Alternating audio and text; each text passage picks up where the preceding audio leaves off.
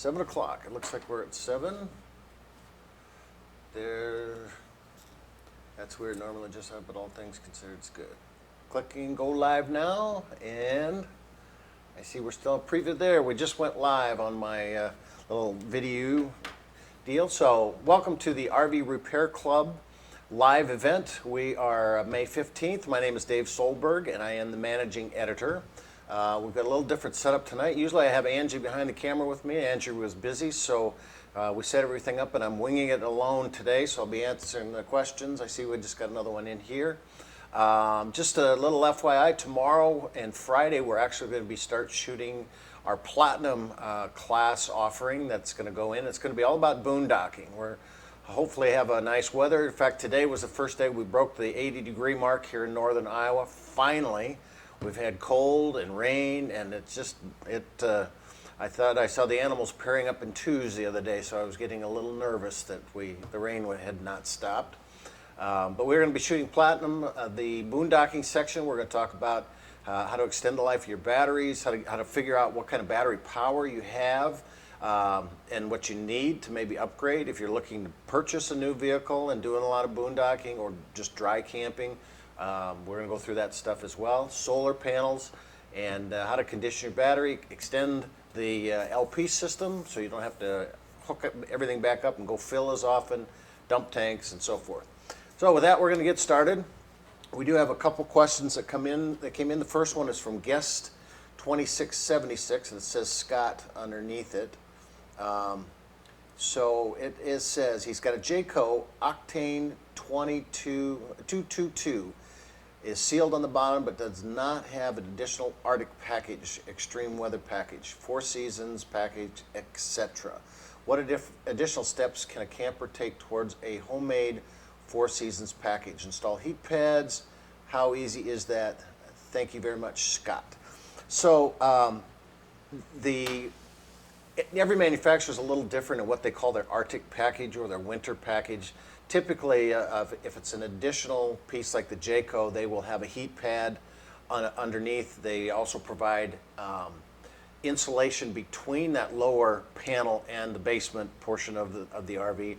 Dual pane windows, a lot of that stuff. So I guess the first thing that I would look at is getting a heat pad put onto the water tank itself. Now, I don't worry about the black and the gray water tanks because I can throw RV antifreeze down those, keep those from freezing, and it's not a big deal. But what I don't want is the water tank, and especially the water lines, freezing in cold weather. And I've camped in some pretty extreme weather conditions when I worked at Winnebago, and we did not have a winter package. We did have what was called the heated basement, but as one of the engineers that I called once I froze up all the water lines, I said, I thought we had heated basement.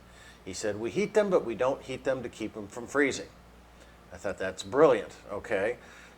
So the thing you have to remember is those water lines are about the size of your little finger. In fact, I have one here somewhere, I believe. There's our PEX. And wouldn't you know it, when I really need it, I didn't put it back in here. Yes, I did. Perfect. That is the PEX lines, and most of your new stuff, he didn't say what year, I don't believe. No, but most everybody has gone to these new PEX lines, and they are a lot more resilient. They don't crack as easily. But the thing you got to remember is it's not too hard to freeze these up. And so what you want to do is make sure if you can put a heat blanket in it or a pad. You'll need to get the water tank up slightly into that section and get that underneath it. There's some that run on 12-volt system. There's some that run on 120 volt. Now, one of the things that I do when I go camping, in fact, every February we have a Buddy Holly festival here celebrating the music, and we use motorhomes outside as the green rooms for the bands. And they want to use the water system, they want to use the toilets and everything, and typically we freeze those things up because there's just not enough heat going into that compartment when it gets down to 0 degrees. So what I do is I just put a small ceramic heater, the type you would get at any type of a home improvement store or a hardware store, and just put that in that compartment on a very low setting and just let it heat the water tank, the water pump, the lines, all that type of stuff. But with that, you have to have 120 volt power, be able to plug that in, and make sure that that it stays running. So the Arctic package would be, or the heat pad would be the best. And not knowing exactly where yours is at, I'm not sure how easy that it is to put in. So you'll have to just get in there and take a look at, can I get underneath that freshwater tank and get it out to the water heater. Next thing I would look at is dual pane windows. If you do not have dual pane windows, then I would go and get some of the shrink wrap stuff. In fact, we have some, that's over there.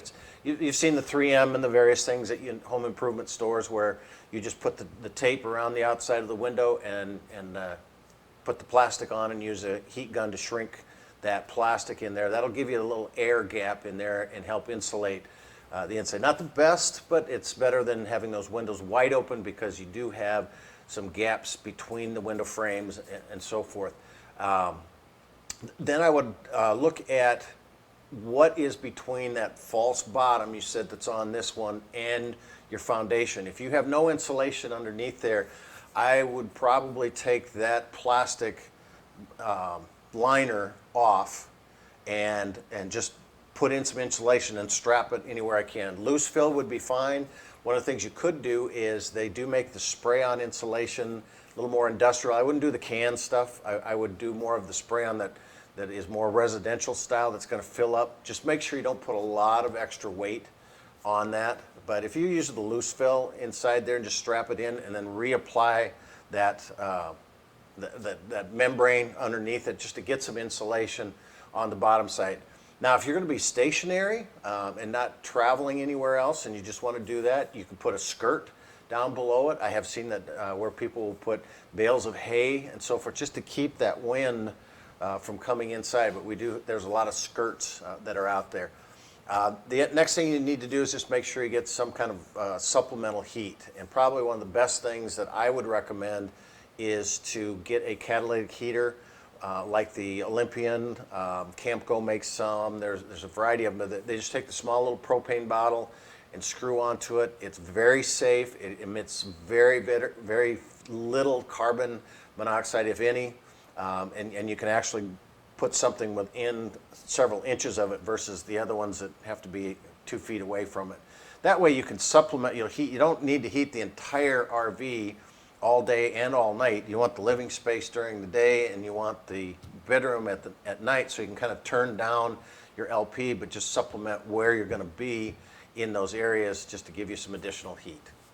So hopefully that'll help out. Okay, now we have, that's 2676, came back and said it's a 2019 octane. So it has the corrugated polypropylene on the belly, no astrofoil. So again, and then I would say, if you can get in underneath there and get some of that insulation in it, that would be one of the best things to do. And other than that, there's not a whole lot more that you can do. Just make sure you know where your water lines are at all throughout the entire inside of it, and just make sure those are protected. All right. Did we get any more in here? I'm just going to refresh, make sure.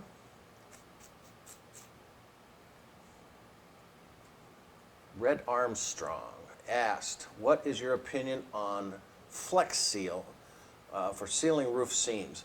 I've used Flex Seal in a lot of different applications, and it's okay.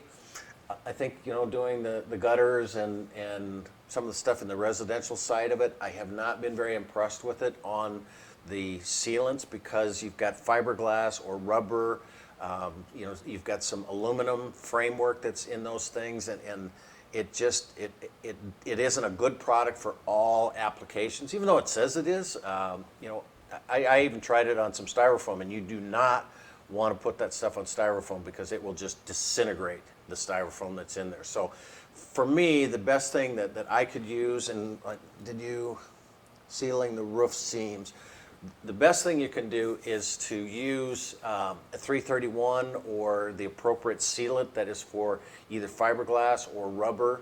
Eternabond is a really good product that a lot of people use, and it's just a tape that goes across, and that's pretty universal. I've seen it do a great job on fiberglass, on rubber membranes, a lot of stuff like that.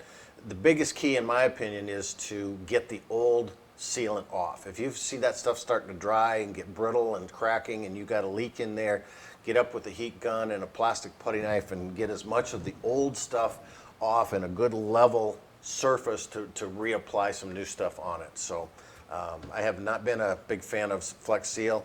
If anybody else has, make sure you get online and let us know about your experience. It hasn't been used a lot in the RV industry, but it's getting a lot of play on TV.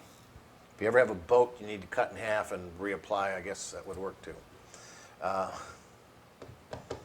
Okay, next one. That was red, and so then 2676 came back. Scott said, have you ever heard of having to replace the butyl putty every few years or so since it dries, but gets hard and may fall off? So what he's talking about, butyl putty or butyl tape, is kind of it's almost like a clay type of a tape. It's used as a sealant, and most of the time manufacturers will use it when they apply windows. So they've got a flange on this window they put butyl tape around the outside. It's nice and pliable. They squish it in, sandwich the thing, and some of that stuff leaks out, and then they go and trim it out. And what happens is that compresses as it goes down the road, and you get temperature changes. And what a lot of people don't realize in the RVs is that you could have a morning where it's 20, 30 degrees in the morning. It could get 50, 60, 70 degrees in the late afternoon. And that heat difference, that heat change, makes products or materials expand and contract. And they do it at different rates. So, you've got fiberglass, you've got styrofoam, you've got aluminum framework in the window. All this stuff expands and contracts at different rates and moves. And some of that stuff is going to pull some of that sealant with it, as well as that window being clamped in there really tight, and it starts to ooze out. And typically what happens is that material, as it sticks a little bit out of the flange of the side, will get hard. The more it sits in the sun, the more it gets baked in UV. It's going to dry it out, and it'll get hard. That's not what's sealing. What's in between and behind that frame is what is sealing. So I would definitely take and just trim some of that excess off. Just make sure that it's kind of nice and pliable in between the flange of the window and the frame. Now you do see it sometimes in some molding that goes up and down from a lot of C-bodies use it in the front wing wall to sidewall area as well. But it's going to do that same thing. And just make sure you trim that stuff off and check it. And I don't think you're going to see it drying up inside where it's not exposed to the elements. Okay. So we have Jayco Alante 26X on the F53 frame. Handles terrible in the wind. Anything we can do to stabilize it. So the F53 is the Ford chassis, and the Ford has a I-beam front suspension with leaf springs and shock absorbers, versus what the old Chevy chassis had with independent front suspension and coil springs. The first thing I would do is weigh the vehicle. Go find out your GVWR. Are you at 18,000? Are you at 22,000? What is your gross vehicle weight rating? What does your vehicle weigh? And if you're overweight, that's going to be a huge factor in how it handles, because all that stuff is going to be determined on the weight on each one of those axles. Take it to a Flying J, a Pilot. If you go to catscale.com, CATSCALE, catscale.com, and put in your zip code, you'll find there's literally hundreds of them within a 100-mile radius or more. And for $10, you can find out. So what you want to do is take that, go weigh it, put the front wheels on the front pad, the back wheels on the second pad, because not only do I want to know what my gross vehicle weight rating is, and I'm not over that, but I want to know what my front axle weight rating is and my back axle weight rating. So if I'm too heavy on the front end, then I'm going to have, again, the shocks can't take that, the leaf springs can't take it, you've got bushings, there's a variety of different things that are going to cause that. The next thing is I'm going to check the air pressure of my tires. Low air pressure is going to give you that wobble because the sidewall isn't stiff enough with enough air pressure in there, and it's going to give you that wandering, or we used to call it elephant on roller skates. effect. And the wind's going to be a big issue with that, because keep in mind, you are driving a billboard down the road. That's going to, anytime the wind is going to hit, and if those components are weak or, you know, or not to spec, they're going to be an issue. The only way you can find proper air inflation for your tires is not what's on the sidewall, not what's on the dash, is to weigh that coach and go to RVsafety.com and look at their tire charts. What's on that sidewall is maximum weight or pressure at maximum weight. So not only could you have low pressure, but you could have too much pressure. And that's going to raise that tire up and give you about this much tread. And then again, you don't have enough tread on the ground to keep that thing from wobbling. Go to the Goodyear site. If you go to RVsafety.com, go to the Goodyear, go to the Bridgestone, Firestone, Michelin, whatever tire you have, find the size, application, dual or single, and what that pressure is.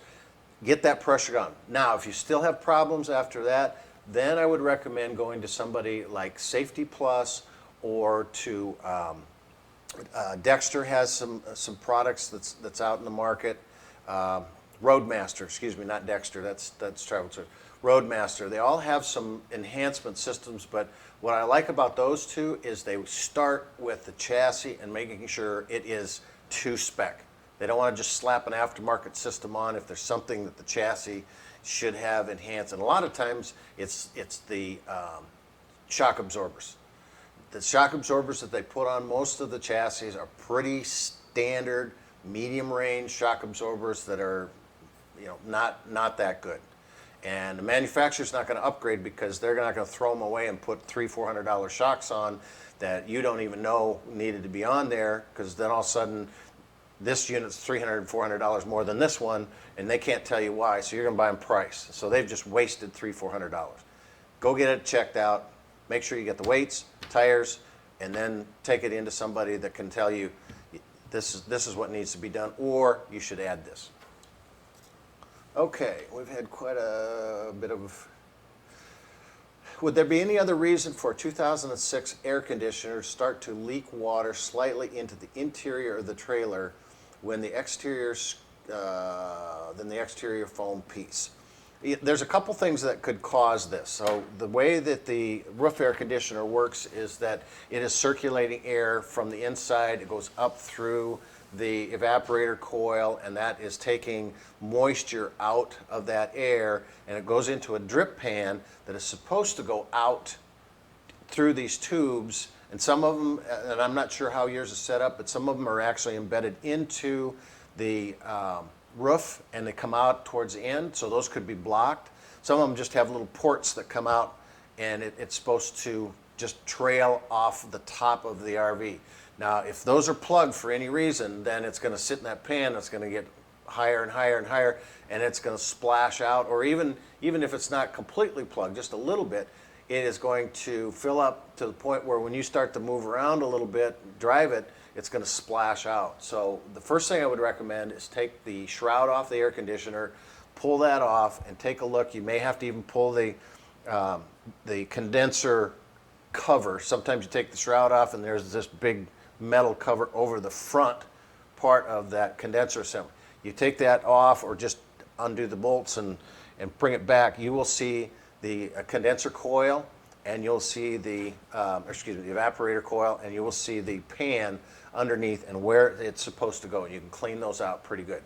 Now, the other thing that it could be is that between your air conditioner and your roof is a foam gasket. And that foam gasket needs to be compressed to a certain tightness. Inside, you take the shroud off, and you should have 4 spring-loaded mounting bolts or some kind of a fastener system. And once a year, they recommend that you take that down and you torque that to a certain tightness, a certain torque center. I don't typically worry too much about the actual torque value of that. If I can take a socket and go in and just do a nice little snug hand tight. But if you don't do that, then that foam gasket starts to break down or compress. And then you get moisture that comes from that condensation that's supposed to be dripping out, or you get just regular rain or snow, and that forms in there, and it's going to come inside and drip inside that and eventually ruin the roof. We just did a video on a 2006 Jayco, little 26-footer, And the gentleman that owned it said, well, I got a little bit of a roof leak on the top of it. You know, if you guys can take a look at it and give me an estimate and tell me what you think. And we went up there, and he didn't have a little roof leak. He had a massive roof leak. The whole inside paneling was bubbling down and hanging. Up at the top, you could see this massive ring of where water and ice had set for quite a long period of time. We took the roof air conditioner off, and the entire roof is shot. The RV is basically totaled. It'll cost him twice as much to fix the roof as the unit is worth. And it's all because nobody went in and tightened that. He bought it used. It was probably done well before he's done that, but now he's got something that's pretty much worthless. So those are the two things that will allow moisture to come inside. You have to identify where is it coming into. I see we got quite a bit of activity here. So when I use my fire pit, it always has a low flame, probably, when connected to my aux port of my trailer's propane system. When I connect the same fire pit to a dedicated propane tank, then it has a normal high flame. I did not use a regulator when connecting to the trailer, since it already has one for the trailer system. When connected to the dedicated tank, I use a regulator and I get a good high flame. Is the propane pressure coming off the tank port too low? I would anticipate it is. You know, what the regulator does is it basically is going to take that higher pressure LP that you have and bring it down to an 11 inches of water column for your RV, for the appliances in the inside. Now, I'm not sure what the fire pit, you know, if it says here that when you're connected to a dedicated tank, I use a regulator and I get a good high flame. I did not use a regulator when connected to the trailer. Okay. So again, I'm trying to walk through how this is being set up. So if you've got an LP port on the outside and you're hooking this fire pit to that LP port and you're trying to use the regulator inside, if you have anything else going on inside that, then you probably don't have enough LP pressure coming off that onboard regulator, because you have on your trailer, you're going to have 1 or 2 cylinders, and at that cylinder you will have a regulator that is there. Then that supplies all the rest of the appliances inside. So each individual appliance doesn't have a regulator. So technically you are using a regulator, but you're using one on board. And so your fire pit is probably drawing more than that regulator is allowing to go out. So when you do the dedicated propane tank and you're using a regulator, you're evidently using a regulator that was with the fire pit.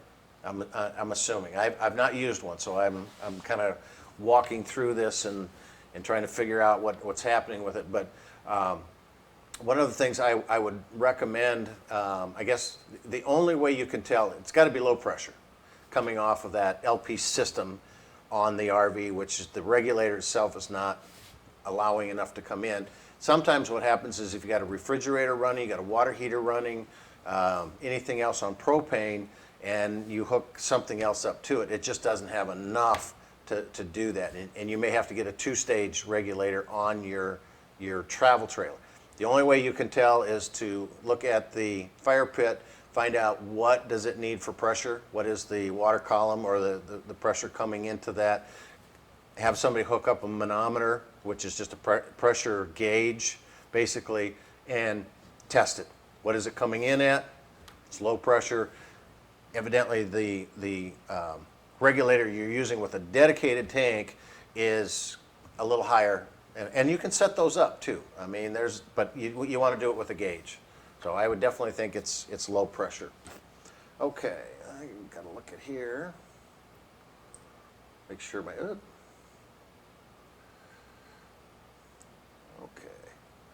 Get back to. Trying to use my phone, so I got to call my granddaughter if I have technical problems and tell her, how do I use this? Okay, fire pit. So now we have, the next question is, do you have a recommendation for a water softener product in order to spray down the coach without hard water marks? That one is, That one's a good one. You know, typically there's a lot of portable water softener products that's out on the market. If you're going to spray down the coach, you know, I guess that I have not had a whole lot of problems with hard water and rinsing off a coach. It's more in what I'm using up on the front side, washing and conditioning. If you use Dawn dish soap in water, it's a very environmentally friendly, and it's a great cleaner. And you mix that with the water, so you wash it down first, put that in it. The big thing is to dry it after you're done. You can look at some water softener products, but the challenge that I've seen with most of those is that they do not produce enough water to keep up with what you're trying to push in there, you know, from a garden hose or anything else. Now, one of the things you could do is if you go to I just had a blank. There it is. If you go to a car wash and you can find something on an outside car wash, then you know most of that stuff is a conditioned water. It's not necessarily soft water, but it is filtered enough times to try and get the lime and the sediment and stuff out, which is probably another option you could do. Now that I think about it, is if you hook up to a garden hose, just go to Home Depot, any home improvement store, get a residential style filter, and you can filter out a lot of that stuff that would give you, you know, the lime and the sediment. That's what gives you those water spots is the lime and the sediment in most of those systems that are hard water. So I would try that. Okay. VDW said thank you. Well, you're welcome. Hopefully you find where that leak is at in time, so that in that air conditioner, so that you don't have a problem with it later on, like that roof on the other one we had. Okay, can I stay cool in Arizona in the summer with one AC on a 26-foot trailer? You can if you stand right underneath the air conditioner, pretty much. I've been in Arizona when it is very, very hot. And I think you can. I don't know. In fact, let me look here. It doesn't say what type of unit you have.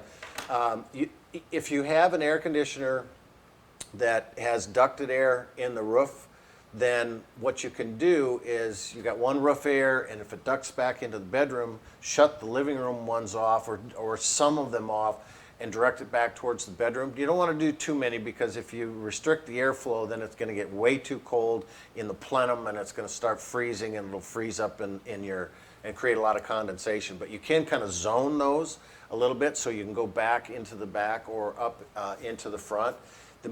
Probably the more important thing is just kind of understand efficiency in the heat. You know, don't park out in wide open spaces where the heat of the sun is going to beat down on top of it and increase interior temperatures by, you know, 20, 30 degrees sometimes. I've seen that happen.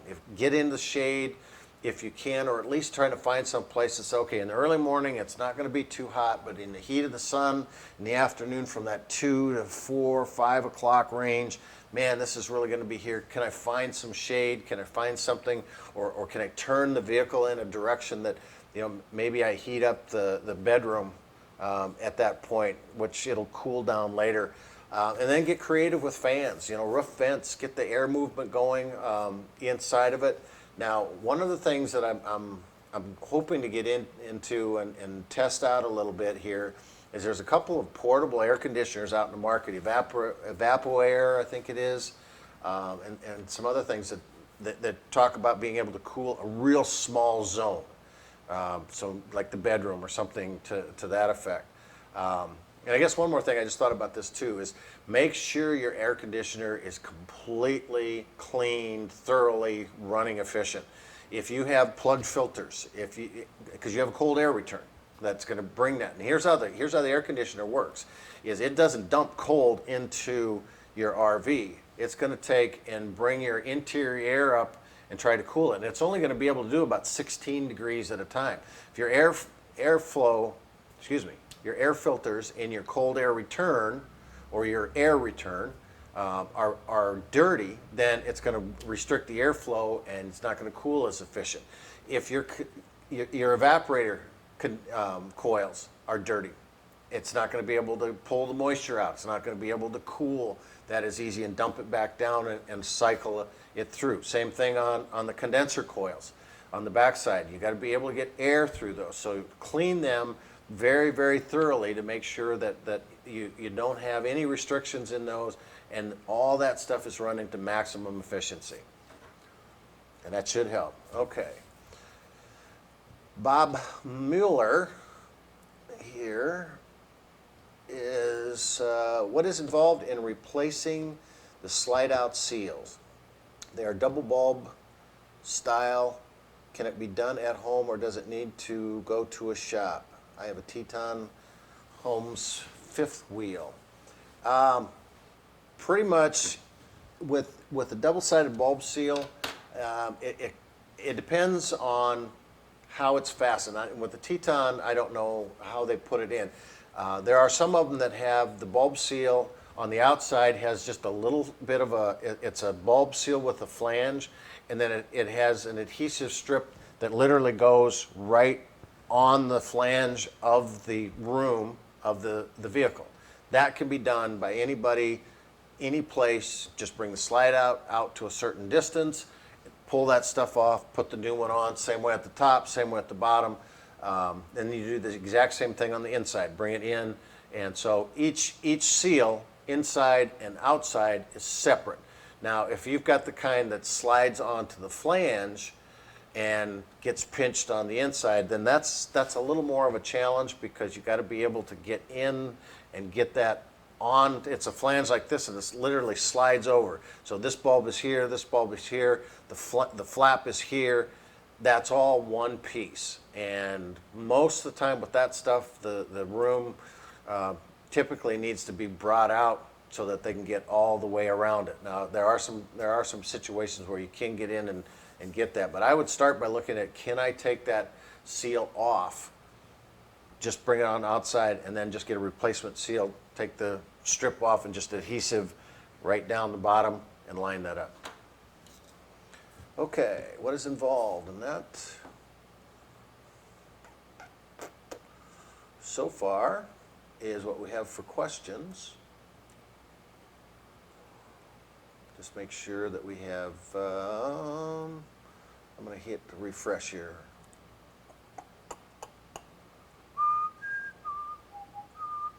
Sorry, Jeopardy theme.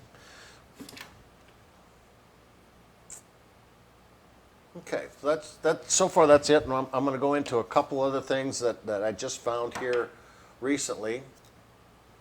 Oh, there's another question. Okay. When we purchased a motor yacht, it required a complete inspection report prior to concluding the deal. We could back out of the purchase if we discovered significant issues. Is this similar to a home inspection? This is similar. Why don't we have, or do we have, a similar service for certified inspectors? Okay, I see Bob just came back there one piece. So I'll get back to Bob's question here in just a second. But the inspection thing, that's a good point. You know, and I do a motorhome, or excuse me, an RV buyer seminar all over the country, and we do the RVIA show out in California in October. And one of the things I bring up is that I highly recommend, whether you're buying, not so much new, but used, take it somewhere and get it inspected. You have no idea how well they sealed the roof to sidewall, if they conditioned the roof material once a year like they're supposed to, if they tightened that gasket, you know, on that air conditioner. The other thing you don't know is how well is a refrigerator cooling unit.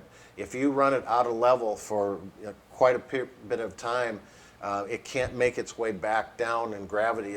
The way it works is a cooling unit has these coils. The solution heats up, turns to vapor, pulls the heat out, and then comes back to a liquid and comes down the bottom. If you're not completely level, or not completely, but 3 degrees side to side, 6 degrees front to back, that stuff, liquid, will pool in a corner, and then it'll start to get hot, and it will flake and will block your cooling unit, and it's not going to run as efficient, and eventually it's not going to be any good. You're going to have to replace the cooling unit, which means pretty much a new refrigerator. And it's one of the biggest issues or bad raps with the RV refrigerators. People say, oh, those things are terrible, they don't work in it all the time. Well, most of the time what happens is people take their RV to their home before they go on their vacation or their trip. They put it in the driveway, they hook everything up, turn on the refrigerator, and you're in a driveway that's at about a 7 to 8 degree slant because you want the water to run off, but yet you're not sleeping in it, so you don't realize that it's not level, and you ruin the cooling unit with that. And so, I don't know that cooling unit's blocked until I'm using it in the heat of the summertime, which could sometimes be 6 months down the road. So you buy an RV, you don't get it tested or inspected, and then all of a sudden you got a $4,000 repair that you have to do. I would definitely get it inspected. Unfortunately, there is nothing out there like a car inspection, and even with car inspections, think about it. There are some states that require it, like California and emissions and certain other places. There's other places like here in Iowa, you can buy anything. You don't ever have to have inspected. You don't know what you're looking at. And the RV industry, with it being so cyclical in the market, 2008 to 2010, it basically shut down. So there was no money in inspection. And that's the whole thing that drives this is, can I make money in it? So I would definitely find an RVIA certified technician, whether it's at a service center. There's a lot of them out there like McBride's out in California. They don't sell new units, they just service and sell parts. Great place to take someplace because they're not tied to a manufacturer. They're not selling that. They're going to inspect it, and they know what to look for. And it's not just McBride's. There's anybody that is an RVIA certified technician, because they know what to look for. The cooling unit, the air conditioners, all that kind of stuff. Hopefully at some point somebody might come up with some type of an inspection program that's out there, but again, you still have to get technicians to do it, and you got to be able to pay them and make some money. So unfortunately, you're going to have to do a little bit of digging yourself, but contact your local dealers, contact service centers, and if I'm buying from a dealership, I want you to give me a report that all this stuff was looked at. What are the things that they need to look at, all the appliances, the LP system, batteries, seals, everything. All right, so we get back to Bob said they are all one piece. Okay. You pretty much what you're going to have to do is take a look, bring that slide room in as far as about halfway so that you can get in and kind of work on it a little bit, and then just see how easy it is for you to take that off and go all the way around it. Most of those are put on, and then they take a pneumatic, kind of a hammer deal that pinches them and goes brrrr, and keeps those on that seal. And if that's the case, then you're basically going to have to take that room out to get that pneumatic pincher in there and do something like that. I know most of the Winnebago stuff pretty much have to take it into a dealer, and that they use that one piece that slides in. So that's a lot tougher to do with those. So unfortunately, I would say you're probably looking at taking it to a service center. Okay.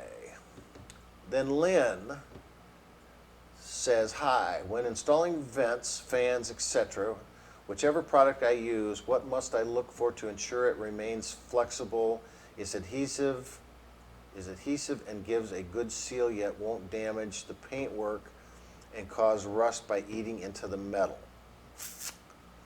Okay, when installing vents, fans, etc., remains flexible and gives a good seal. Okay, I'm walking through and trying to, when installing vents and fans, if you're on a ceiling vent, vents or fans, then you're going to be actually putting that typically on a rubber membrane or a fiberglass outer skin. Some of the old ones had aluminum. Airstream still has aluminum, I guess, so that would be metal. And what you have to do is you have to use an adhesive that is designed for that material. So whatever material, even if you're doing it on the sidewall, which is probably fiberglass unless it's an Airstream, but or an older Mesa style, let's go back to the roof. The roof will be flat, no matter what material it is. You need to find an adhesive that is designed for that material. And I would do probably two different types. You could do a butyl seal to start with, and butyl tape, which we talked about beforehand, or you could do the sealant. And silicone is not the best for everything. Then there are some silicones that are okay for fiberglass, some silicone, but it's got to be usable for that material. And then what I would do after that is once I get that on, I get that nice and firmed in, and I zip tie that in, or not zip tie, I screw that into the top material.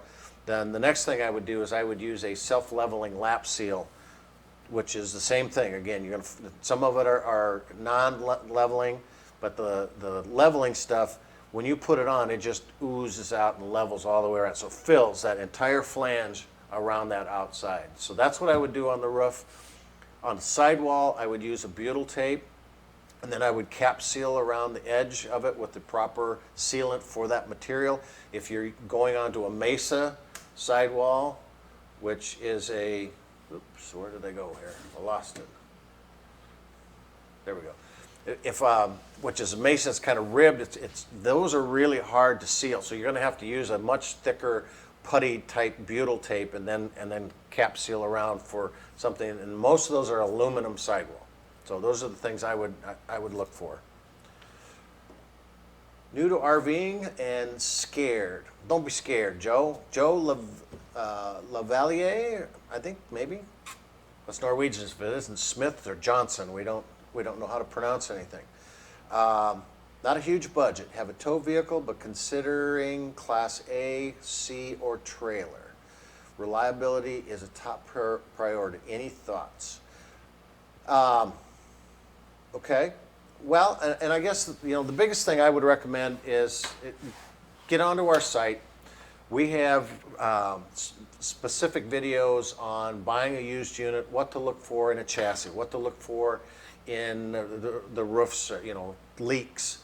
Biggest thing I would be concerned about is leaks. When you talk about reliability is, okay, that's a big gremlin. I want to go in and I want to check all the cabinets, look from the roof to sidewall, the joints, pull the slide room out. If I have soft floors in the slide room, if I have soft floors walking up and down, I'm going to be very, very cautious about that unit because that could be some major damage that I'm going to have to repair. I would get up and make sure if I feel any soft spots on the roof around the air conditioner or any of the vents. When you open up the roof to sidewall cabinets, do I see any wrinkling or discoloration in the fabric top or wrinkling in the actual plywood paneling that's on the side of it? So there's a lot of really good videos that kind of walk you through those things. And again, if you're buying private, get it inspected by somebody. It's well worth the money. Maybe try to negotiate that in the price of it, but look for those leaks. Second thing is make sure that refrigerator does not have a blocked cooling unit and that it will get down to your 34, 35 degree temperature on hot days.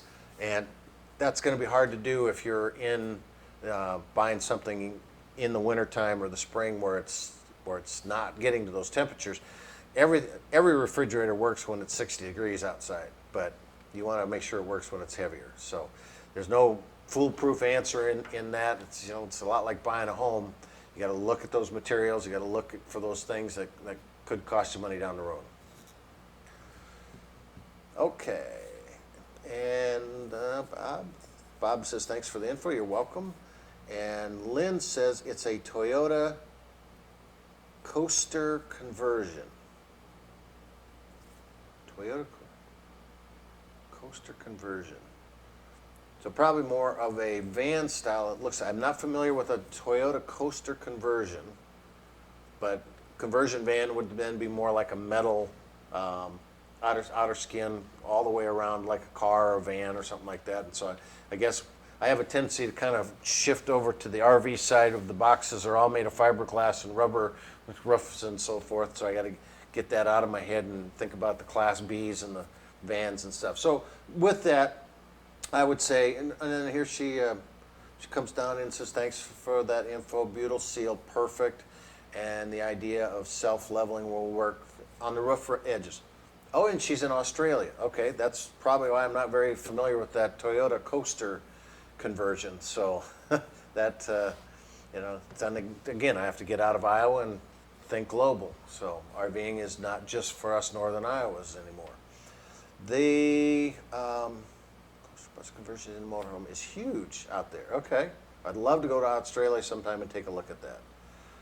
All right, we are at 7:45 and we are out of the questions here, but I just wanted to go through one more thing that I just came up with. Last few years we've been talking about this level check, it's called. This happens to be Truma makes this, and you can go in and just find out where your LP is at, no matter what type of LP tank you have or cylinder. You know, we have the motorhomes have the ASME tanks, which are horizontal, and the trailers have the DOT cylinders, which are going to be vertical and either in 20 or 40 pound 240s in a fifth wheel. Truma came out with this level check that's just it's a great piece. The only problem with it is I noticed now going online trying to find them, they're about $89. I've seen them down to about $69. Still a little bit expensive to tell me where the level is at. Dometic has one they just brought out that's $49.95. But I did just see in the paper today, and unfortunately I don't have one right with me because I was not able to get to our local Ace Hardware. But Ace Hardware has a product that is a wireless Bluetooth, and the sensor is magnetic and that fits on the bottom of the tank. And then it will either give you a wireless reading to a remote, kind of a fob or a, something, or it said to your phone. Now I have not gone to the phone yet, but Ace Hardware has got it on sale for $29.95. They're normally $34.95. But this weekend, Memorial Day weekend, from the 15th through, I don't know when it actually goes to, but I just saw it today. Have not had a chance to go down to it, but I'm dying to go down and get one tomorrow and try that out. So if you're looking for a remote tester that will tell you the levels, these are great products. I love them, but they're a little on the higher price side. Looking forward to that Ace one to just see what comes up. All right, we have, when buying a trailer, is there enough of a difference between aluminum and fiberglass in terms of insulation to influence my decision? I'm speaking only about the aluminum fiberglass, not the fiberglass batten or block foam. Thank you, Scott. It's a tough question because when you get to the aluminum sidewall, the aluminum is generally going to be a mesa sidewall. It's got ribbed sidewalls. It's got loose fill insulation inside. You can go in and you can kind of push in there. A lot of those are stick and tin, we call them. They've got wood framing. Nothing wrong with those. The insulation probably isn't quite as good on the block foam. Now, the fiberglass versus aluminum is not going to make much difference. So I guess you did say I'm not talking about the block foam. So I wouldn't be too concerned about the aluminum versus the fiberglass. What I like about the fiberglass is there's no black streaking or deterioration from oxidization. You get aluminum and it'll start to, kind of, I don't know if it's really deteriorating, but the UV and it makes the black streaks come down. If it's the mesa sidewall, it doesn't have, it's got a lot of pockets. You can actually push it in. Now, I step back, I guess I say the Airstream, then you're going to have great structure out of that. But the fiberglass adds to the structure of the unit. So you have less movement, you have less repairs or maintenance that's required down the road. So as far as the insulation factor of aluminum versus fiberglass, no. More of the maintenance and longevity of it, and a lot of that translates into resale value later on too. So you can pay a little more for the fiberglass, but if it looks a lot better and it's not leaking and it's withstanding 5, 8, 10 years from now, you're going to have a higher resale value out of that unit. All right, we've got 11 minutes left, and for a tire pressure monitor system on a Lance 1995, do you think the tire cap sensors work as well as the sensors that can be placed inside the tire permanently? Yes, I do. What he's talking about is the remote sensors. All the cars have them today, trucks, RVs still do not have them standard in those until you get up in the big buses or the small little vans that are under 10,000 that have to adhere to the automobile industry standards. So in the past, you used to have to put one inside, take the tires off, run this band, put the monitor to the inside or the sensor to the inside on the actual rim, and the ones that you put on the end of the thing were a little bit too sensitive. They would get decalibrated, they would break and quit working and so forth for a long period of time. And there are some new products out now. TST is tire sensor technology is probably one of the best ones that I've found out in the market. We have done some videos on it for a sponsored video testing, but I have put a set of those on a trailer. I run a side business called Easy Wash. We have 3 trucks and trailers, and I put one on a trailer, and we have 125,000 miles on that trailer, and they work like a dream. All 4 tires, they go. This trailer goes all over the country and goes into new construction. We put this pressure washer into fast food restaurants. So normally it's new construction. The parking lot is not poured yet, so you're coming into some pretty rough areas. Heat, winter, everything, and those things have just been spot on, and they have saved us a ton of emergency problems when we start to see low pressure coming in, and it's been a dream. I love those. I put a set on my granddaughter's car. She's got an older car that does not have the tire sensors on there, and she just doesn't have to think about it.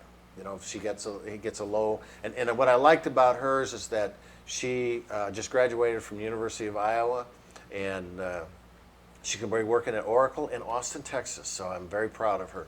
But she had that car sitting at the University of Iowa through the winter for weeks on end, months on end, and you know, she gets in that car to drive home or drive anywhere, and boom, right away she knows that, you know, there's a lot of times you can glance at a tire and you cannot tell 10 psi less in that tire just by glancing at it. So for her, it was good to have that in there.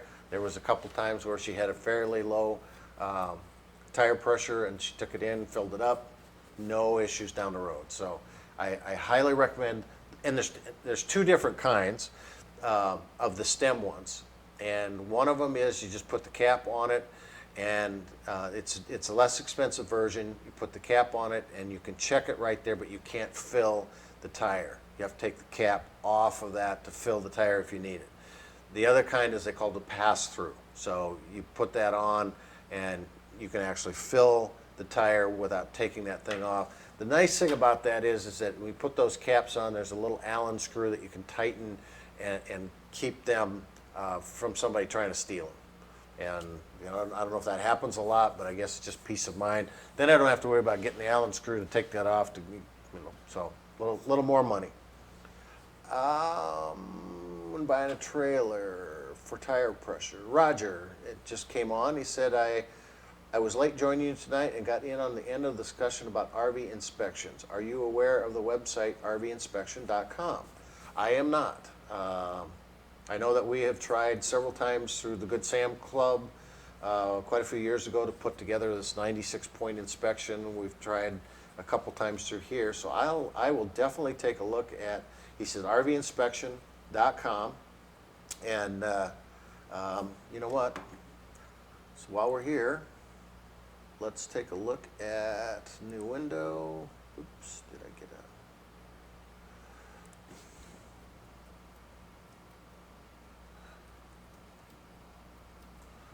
Sorry to make everybody sit and watch me type, but RV inspection connection, helping you avoid a costly mistake, 60%. Certified RV inspectors delivering the best results. So it looks like, yeah, I have never seen this one before, but they give a blue field, developed the mission.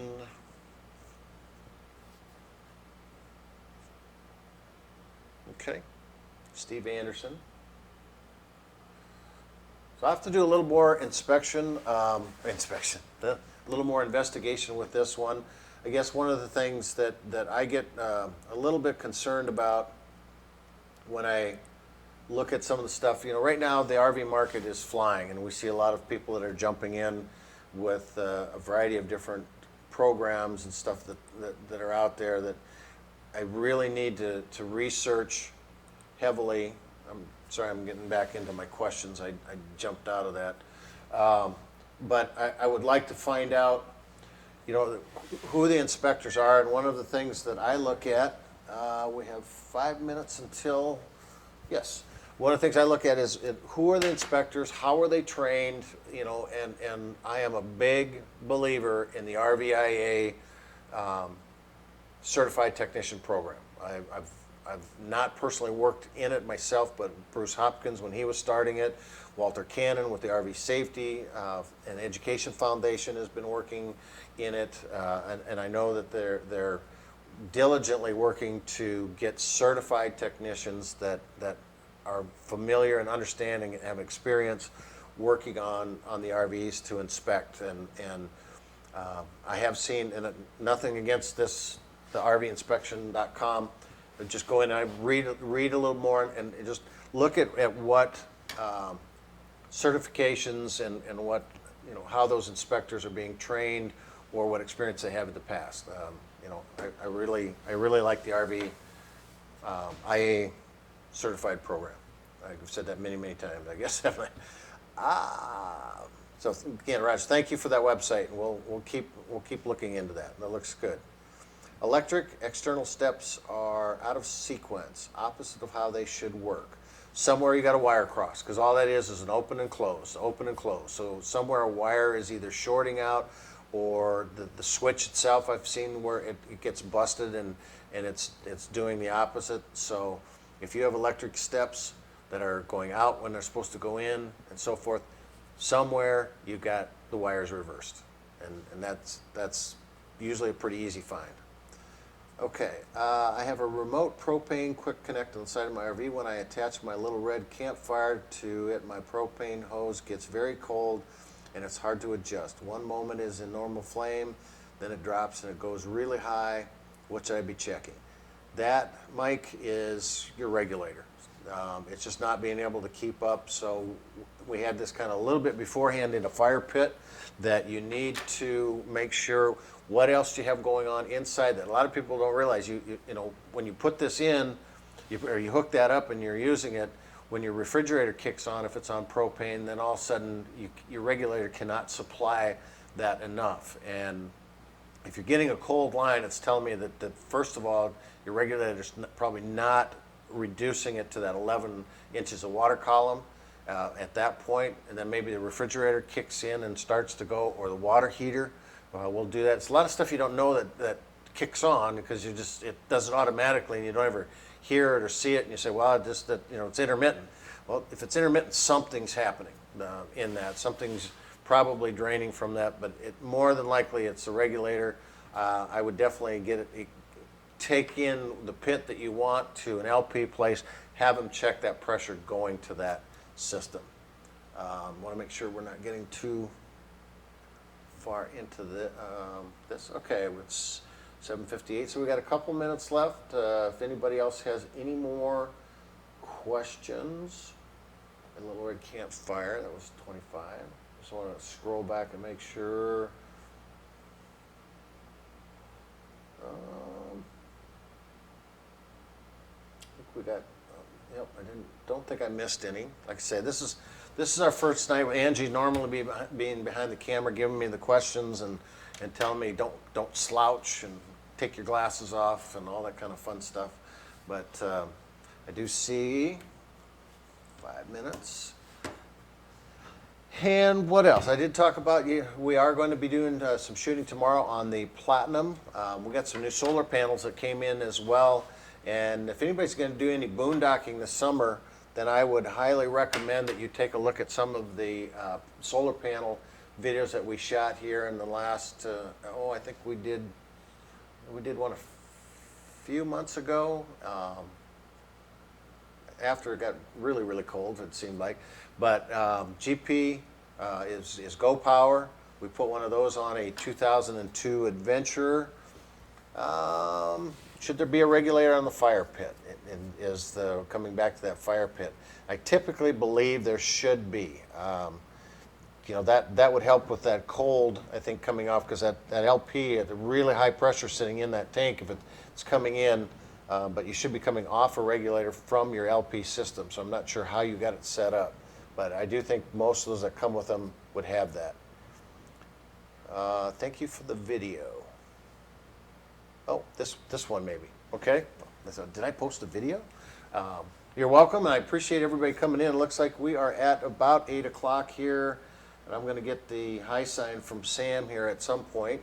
But we looked like we had almost 100 people online tonight, and some really good questions. One of the things I found, I've been in the RV industry since 1983 when I started at Winnebago in inspection on the line, and then moved into marketing manager. And I do seminars all over the country, and I've learned, first of all, never to say never. When you think something shouldn't be on an RV or they didn't put it on, that's the first thing. The second thing is that I seem to learn something every single day, like this RV inspection and the caravans. Good idea to replace trailer tires with upgraded weight range, B to C, C to D, D to E. I'm not a big believer in jumping up on the weight ratings just to do that because you're masking some other problems. It doesn't matter to do that. I got ready to go offline when you are. Okay, I'm just going to finish this last question here and say, I would go weigh the coach first and say where you're at, then look at what kind of tires you've got. If you're real close to that top edge of that weight and what your rig is, then I would go up. You'll get a little heavier sidewall out of it, but not just automatically thinking I can carry more weight. You really need to understand your weight ratings and what you have in that coach, what you put in that coach, and actual weight ratings as well. So with that, I think we got she did say not for extra, was it a she? I don't know, guess. Did say not for extra weight capacity, but find out where you're at. If you're really close to that top 10% of there, then you might want to do it. But I wouldn't do it just to, you know, especially if you got good tires and you're down below the weight rating, you should be okay. So with that, I appreciate everybody coming out. We're just a little bit past 8 o'clock. We'll see you next month. Get your questions. By then, anyway, everybody should have been out RVing and camping in the summertime here. And then you could probably have a bunch of questions about how do I get more sun for my solar system, or how do I get my batteries to last a lot longer. But go out and have fun. Enjoy the weekend. Hopefully we'll have some more good weather here for shooting tomorrow. And I appreciate everybody coming out. Thank you very much. Take care. I got another question. I'm looking to see it's still going on. Good idea to replace. No. Just say goodnight when you're ready. Good night when you're ready. How's that?